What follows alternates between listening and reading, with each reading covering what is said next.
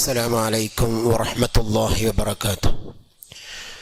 بسم الله الرحمن الرحيم. الحمد لله رب العالمين والعاقبة للمتقين ولا عدوان إلا على الظالمين.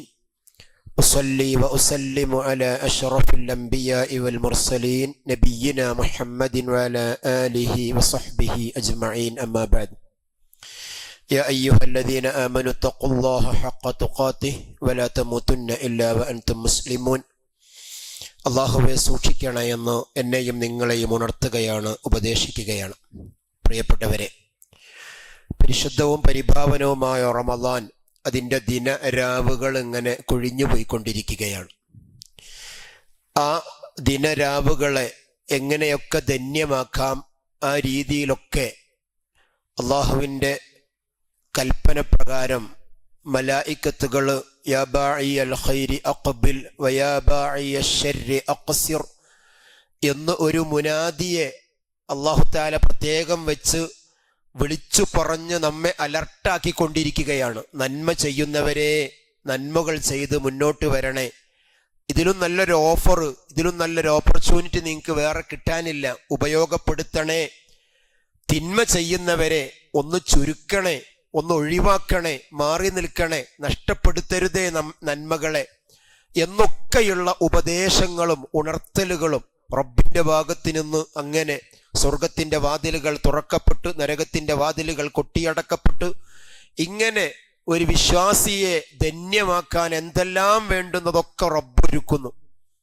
അതിലുള്ള മറ്റൊന്നുകൂടെ നമ്മൾ ഒരുക്കുന്നതാണ് ഈ മജ്ലിസുൽ ഇൽമ്. അല്ലാഹു തആല ഉപയോഗപ്പെടുത്താൻ അല്ലാഹു തൗഫീഖ് നൽകട്ടെ.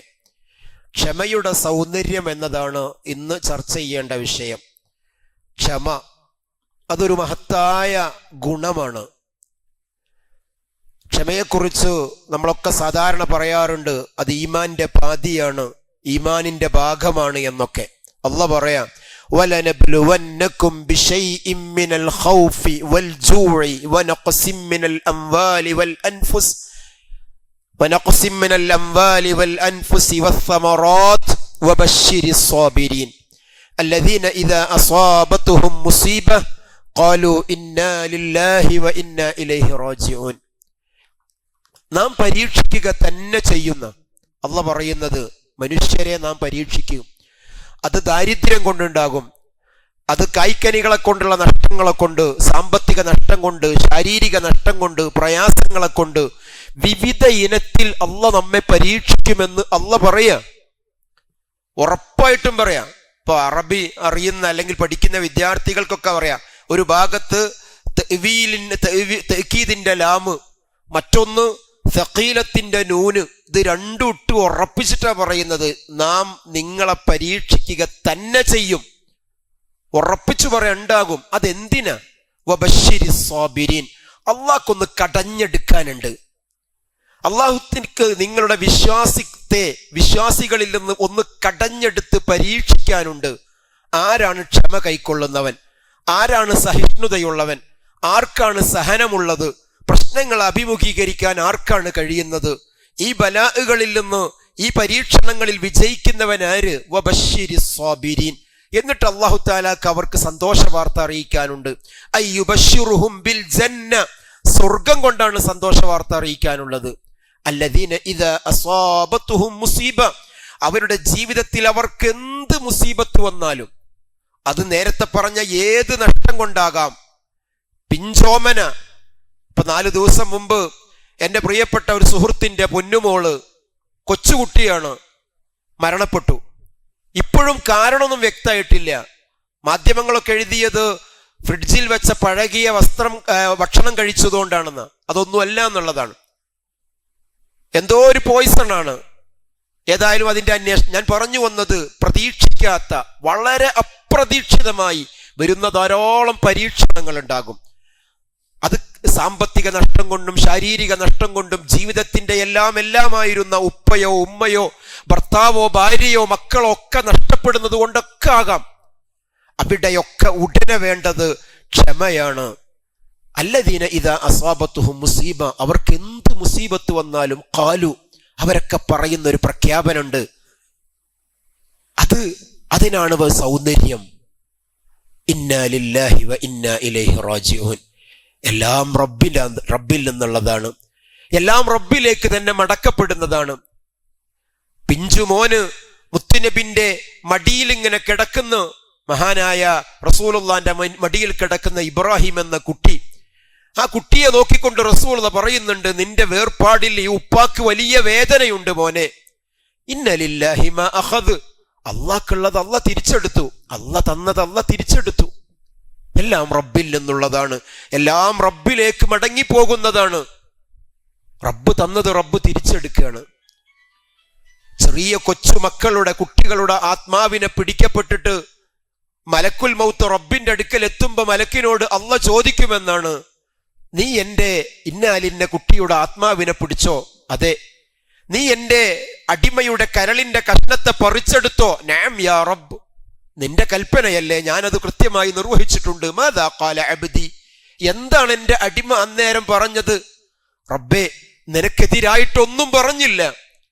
കാലങ്ങളോളം കാത്തിരുന്ന് കിട്ടിയ ആ മാണിക്കക്കല്ലിന്റെ ആത്മാവിനെ ഞാൻ പറിച്ചെടുത്തപ്പോഴും നിന്റെ അടിമ പറഞ്ഞ ഒരു വാക്ക്, ഹമിദക വസ്തർജ, നിന്നെ സ്തുതിക്കുകയും നിന്റെ തീരുമാനത്തിൽ സന്തോഷിക്കുകയും ഇന്നാ ലില്ലാഹി വ ഇന്നാ ഇലൈഹി റാജിഊൻ എന്ന് ഇസ്തിർജാ നടത്തുകയാണ് ചെയ്തത്. അള്ളാഹ് പറയാണ്, അള്ളാഹുവിന്റെ റസൂല് പറയാണ്, അള്ളാഹ് പറയുമെന്നാണ്, ബനൂ ലഹു ബൈതൻ ഫിൽ ജന്ന, അവർക്ക് സ്വർഗത്തിൽ ഒരു ഭവനം നീ ഉണ്ടാക്കണം. വസമ്മുഹു ബൈത്തുൽ ഹംദ്, അതിന് സ്തുതി ഭവനം എന്ന് പേരിടണം. കാരണം ഞാൻ എൻ്റെ അടിമയെ പരീക്ഷിച്ച പരീക്ഷണത്തിൽ എൻ്റെ അടിമ വിജയിച്ചിരിക്കുന്നു.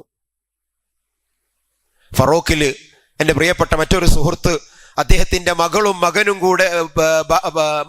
ഭർത്താവും കൊച്ചുകുട്ടിയും ഇപ്പോഴും അദ്ദേഹത്തിന് അതില്ല. നിങ്ങൾക്കൊക്കെ പലർക്കും അറിയായിരിക്കും, പോയിൽ തൊടയിൽ ഫൈസൽ സാഹിബ്, നമ്മുടെ വലിയ ഒരു ഇസ്ലാഹി പ്രവർത്തകനും കൂടെയാണ്. ഞാൻ ഇന്നും വിളിച്ചിരുന്നു. ഇപ്പോഴും മോള് ഹോസ്പിറ്റലിലാണ്, ICUലാണ്. മോള്, അതിന്റെ കുട്ടി മരിച്ച, ആകെ കാലങ്ങളോളം കാത്തിരുന്ന് കിട്ടിയ ഒരു കുട്ടി മരിച്ചത് ഇപ്പോഴും അറിഞ്ഞിട്ടില്ല. 6-7 ദിവസമായി. അല്ലാഹു തആല കുടുംബത്തിന് സമാധാനം നൽകട്ടെ. പ്രിയപ്പെട്ടവരെ, അതുപോലെയുള്ള വലിയ പരീക്ഷണങ്ങൾ നിങ്ങൾക്ക് പലർക്കും ഉണ്ടാവും. അവിടെ ഉടനെ ഉണ്ടാവണം ക്ഷമയുടെ സൗന്ദര്യമെന്ന്. റസൂൽ അങ്ങനെ നടന്നു പോകുമ്പോൾ ഒരു സഹോദരി ഒരു ഖബറിന്റെ അടുക്കൽ നിന്നിങ്ങനെ വല്ലാണ്ട് വാവിട്ട് കരയുന്നുണ്ട്. റസൂൽ പറഞ്ഞു, മോളെ ക്ഷമിക്ക്, സഹിക്ക് മോളെ, എനിക്ക് വന്നത് ഇങ്ങക്കാണെങ്കിൽ കാണായിരുന്നു, നിങ്ങളെ പണി എന്താച്ചാ നോക്കി എന്ന അർത്ഥത്തിൽ പ്രവാചകനോട് അവർ പറഞ്ഞു. അവർക്കറിയില്ലായിരുന്നു നബിയാണെന്ന്. റസൂൽ പോയതിനു ശേഷം ആരോ പറഞ്ഞു, പ്രിയപ്പെട്ട പെങ്ങളെ, നിങ്ങൾ ആരോടായി പറഞ്ഞത്? അത് ലോകത്തിന്റെ നേതാവ് റസൂലുള്ളയല്ലേ, എന്തേ നിങ്ങളിങ്ങനെ അപമര്യാദയായി പെരുമാറിയത്?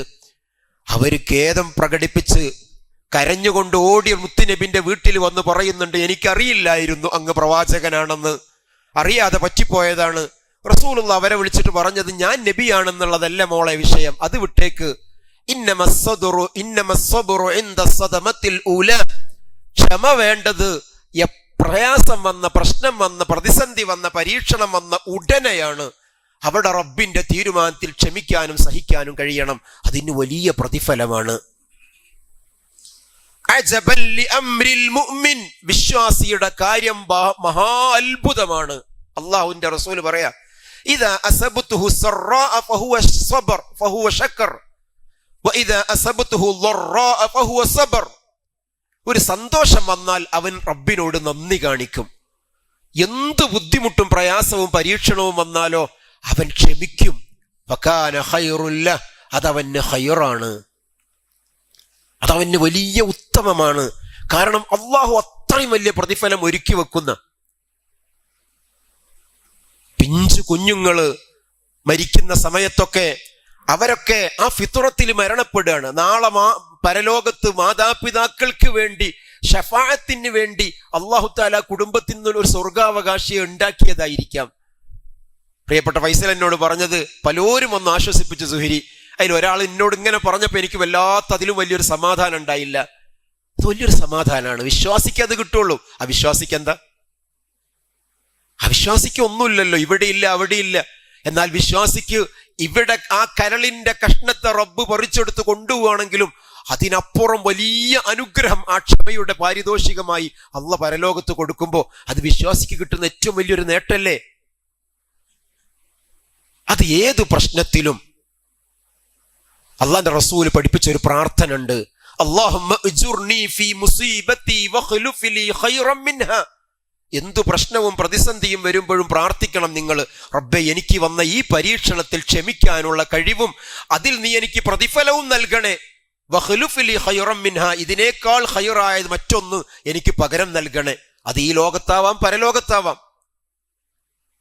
അത് അല്ലാഹു തആല നൽകിയിട്ടുമുണ്ട് പലർക്കും, ചിന്തിക്കാത്ത രീതിയിലുള്ള പകരങ്ങൾ. ഇനിയിപ്പോ ഈ രീതിയിലുള്ളതല്ലാത്ത പല നഷ്ടങ്ങൾക്കും റസൂലുള്ളാഹി സ്വല്ലല്ലാഹു അലൈഹി വസല്ലമയുടെ ഒരു സഹാബ വനിത നമുക്കറിയാം, ഉമ്മു സലമ. അബൂ സലമയും ഉമ്മു സലമയും തമ്മിൽ വല്ലാത്ത ബന്ധമാണ്. അത്രക്ക് എല്ലാവർക്കും ഭാര്യ ഭർത്തൃബന്ധം സൗഹൃദമായിരിക്കും. ഇത് അതിലും അപ്പുറമാണ്. കാരണം കുടുംബമൊക്കെ ഒഴിവാക്കി അള്ളാന്റെ മാർഗത്തിലേക്ക് രണ്ടാളും ഇസ്ലാമിലേക്ക് കടന്നു വന്നതിന്റെ പേരിൽ ധാരാളം പരീക്ഷണങ്ങൾ ഉണ്ടായി. വീട്ടിൽ നിന്നും നാട്ടിൽ നിന്നും പുറത്താക്കി. രണ്ടുപേരും പലായനം ചെയ്തു, ഹിജറ പോയി, തിരിച്ചു വന്നു. ഒന്നിങ്ങനെ ഏബിളായി വരുന്ന സമയത്ത്, ആ സമയത്താണ് പ്രിയപ്പെട്ട പ്രിയതമൻ മരണപ്പെടുകയാണ്. 3 പിഞ്ചു മക്കള്. വല്ലാത്ത രംഗായിരുന്നു അത്. സങ്കടം അണ പൊട്ടി ഒഴുകി ഉമ്മു സലമക്ക് സഹിക്കാൻ കഴിഞ്ഞില്ല. അബൂസലമ മരണപ്പെട്ടു എന്ന് പറഞ്ഞപ്പോൾ റസൂൽ അങ്ങനെ വന്നിട്ട്, അള്ളാന്റെ റസൂൽ അബൂസലം അങ്ങനെ കിടക്കുമ്പോൾ അങ്ങനെ കണ്ണ് തുറന്ന് കിടക്കുന്നുണ്ട് മയ്യത്ത്. റസൂൽ വേഗം വന്ന് കണ്ണിങ്ങനെ അടച്ചു കൊടുത്തു. നമ്മളൊക്കെ മരിച്ചു കൊടുത്ത് എന്നാൽ ചെയ്യേണ്ട പണി അത് ആദ്യം പോയിട്ട് അവിടെ നിന്ന് വർത്താനം പറയലും വേറെ വർത്താനമില്ല. എന്താ മയ്യത്തിന്റെ സ്റ്റേജ് നോക്കുക, മയ്യത്തിന്റെ പൊസിഷൻ നോക്കുക. റസൂൽ വേഗം കണ്ണടച്ചു കൊടുത്തു. റസൂൽ പറഞ്ഞു, വേഗം നിങ്ങൾ അതൊക്കെ ചെയ്യണം, ആളെ ശരീരത്തിന്റെ ചൂടാറുന്നതിന് മുന്നേ അതൊക്കെയാണ് നിങ്ങൾ ചെയ്യേണ്ടത്. എന്നിട്ട് അള്ളാന്റെ റസൂൽ സ്വല്ലല്ലാഹു അലൈഹി വസല്ലം അബൂസലമക്ക് വേണ്ടി പ്രാർത്ഥിച്ചു. അല്ലാഹുമ്മ ഗ്ഫിർ ലി അബീ സലമ വർഫഅ ദറജതഹു ഫിൽ മഹ്ദിയീൻ വഗ്ഫിർ ലനാ ലഹു യാ റബ്ബൽ ആലമീൻ എന്ന് തുടങ്ങി അബൂസലമക്ക് വേണ്ടി അള്ളാഹിനോട് പ്രാർത്ഥിച്ചു.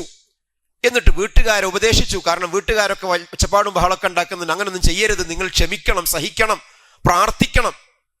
ഉമ്മു സലമ പറയാണ്, ഞാൻ പ്രാർത്ഥിക്കാനിരുന്നു, എനിക്ക് എൻ്റെ റബ്ബിന്റെ റസൂൽ മുത്തനബി പഠിപ്പിച്ചെന്ന പ്രാർത്ഥന, അല്ലാഹുമ്മ അജ്റുനി ഫീ മുസീബത്തി വഖ്ലുഫ് ലീ വബ്ദിൽ ലീ ഖൈറൻ മിൻഹാ. അതിങ്ങനെ നേരത്തെ ഇതിനേക്കാൾ ഖൈറായതിനെ നീ എനിക്ക് പകരം നൽകണേന്നാണ്. എൻ്റെ നാവൊന്ന് പെടച്ചു. അബൂസലമയേക്കാൾ ഖൈറായ മറ്റെന്താണ് എനിക്ക് ഈ ലോകത്ത് കിട്ടുക? ഇല്ല. പക്ഷെ എന്നിരുന്നാലും എൻ്റെ ദീന് പഠിപ്പിച്ചതല്ലേ, മുത്തുനബി പഠിപ്പിച്ചതല്ലേ, ഞാൻ പ്രാർത്ഥിച്ചു. കാലങ്ങൾ കഴിഞ്ഞ് ഞാനും എൻ്റെ ഈ 3 മക്കളും വല്ലാത്തൊരവസ്ഥയിൽ, പക്ഷേ എന്നെയും ഈ പറക്കമുറ്റാത്ത 3 മക്കളെയും ഏറ്റെടുത്തുകൊണ്ട് അബൂസലമക്ക് പകരം പിന്നെ എൻ്റെ ജീവിതത്തിലേക്ക് കടന്നു വന്നത് ലോകത്തിന്റെ നേതാവ് നബിയുനാ മുഹമ്മദുർ റസൂലുള്ളാഹി ആയിരുന്നു. എനിക്ക് ആ പ്രാർത്ഥനയുടെ അർത്ഥം അപ്പോഴാണ് മനസ്സിലായത്. ഭൗതിക ലോകത്ത് മാത്രമായിക്കൊള്ളുന്നില്ല, ചിലപ്പം പരലോകത്തും അല്ലാഹു തആല ക്ഷമയുടെ സൗന്ദര്യത്തിന് ധാരാളം പ്രതിഫലം നൽകും. അതിന് എപ്പോ വേണം? ഉടനെ. കുറെ കഴിഞ്ഞിട്ട് ഇനിയിപ്പോ എന്താ കാട്ടുക, നമുക്ക് ക്ഷമിക്കല്ലാണ്ട് എന്നതല്ല. പ്രശ്നങ്ങൾ ഉണ്ടാകും. ആരാണ് പ്രശ്നമില്ലാത്തവര് ലോകത്ത്? ആ പ്രശ്നമൊക്കെ സത്യവിശ്വാസിക്ക് ഏറ്റവും വലിയ ഉപയോഗ വസ്തുക്കളായി, ഉപകാരങ്ങളായി മാറ്റാൻ കഴിയുക എന്നുള്ളിടത്താണ് നമ്മുടെ വിജയം. അള്ളാഹു അനുഗ്രഹിക്കുമാറാകട്ടെ. വൽഹംദുലില്ലാഹി റബ്ബിൽ ആലമീൻ. അസ്സലാമു അലൈക്കും വറഹ്മത്തുള്ളാഹി.